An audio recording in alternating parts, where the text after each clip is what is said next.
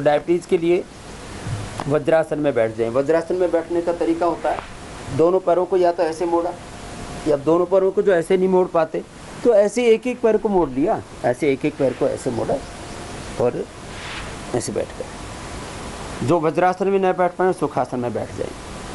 देखो बाकी पैथियों के अंदर जो इलाज होता है एलोपैथी में खास करके अंग्रेजी दवाओं में, वो आप कंट्रोल कर सकते हो। बीपी को कंट्रोल कर सकते हो, शुगर को कंट्रोल कर सकते हो, कोलेस्ट्रॉल को कंट्रोल कर सकते हो, क्योर नहीं कर सकते। वहाँ दवाइयाँ ही नहीं उस तरह का कोई उपचार का प्रोसेस ही नहीं है। तो आपको हम बता रहे हैं कि बीमारियों को क्योर कैसे करें। चलिए डायबिटीज़ के लिए एक तो ये मंडूकासन, नाभि के दोनों ओर ऐसे ये मुट्ठियाँ लगा दी, सांस बाहर छोड़ के आगे झुक गए,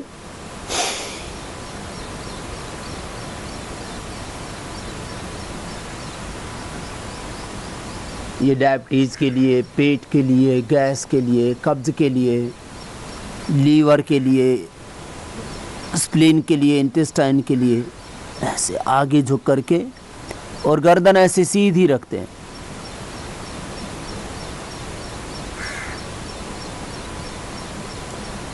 आधा से 1 मिनट ऐसे रुकना है। मैं कहता हूं आसन का समय 1 मिनट से लेकर के 5 मिनट तक। तो 1 मिनट जब ऐसे रुकेंगे तो इससे पेट और पेनक्रियाज पूरी तरह से स्वस्थ हो जाते हैं।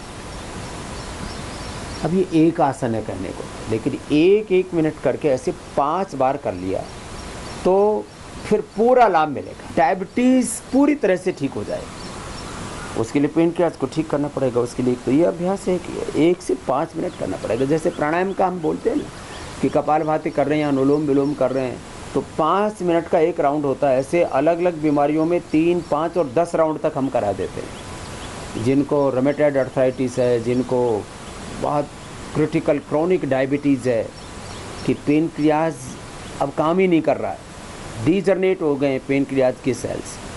योग के बड़े सिद्धांत मैंने हमेशा आपको कहे हैं कि डीजनरेट विद सेल्स, चाहे वो पेनक्रियाज के सेल्स हैं, लिवर, किडनी के, हार्ट के, लंग के, थायराइड के सेल हैं, स्किन सेल हैं, ब्लड सेल हैं, बोन सेल हैं, आइज की सेल हैं, स्केल सेल्स हैं।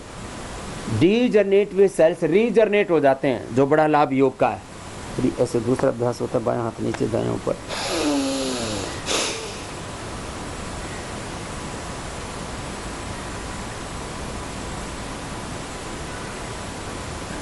पूरा पेट ऐसे अंदर दबाते हैं और फिर आगे झुक जाते हैं। जो वज्रासन में न बैठ पाए उस सुखासन में बैठ के ऐसे कर सकते हैं।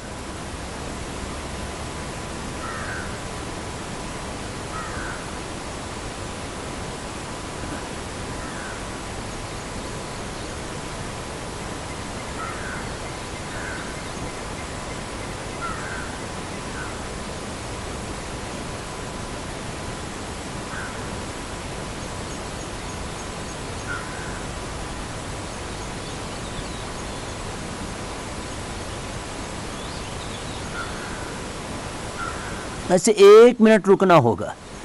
ऐसे आप ओंकार और गायत्री का मन ही मन जप कर सकते हैं। मैं बार बार कहता हूँ, प्राणायाम हो, योगासन हो, जो भी आप कर रहे हैं, भगवान के आश्रय में, भगवान की शरणागति में, भगवान के आलंबन में आप करते हैं तो प्राणायाम, योगासन, ध्यान, इसका लाभ अनंत गुना बढ़ता है।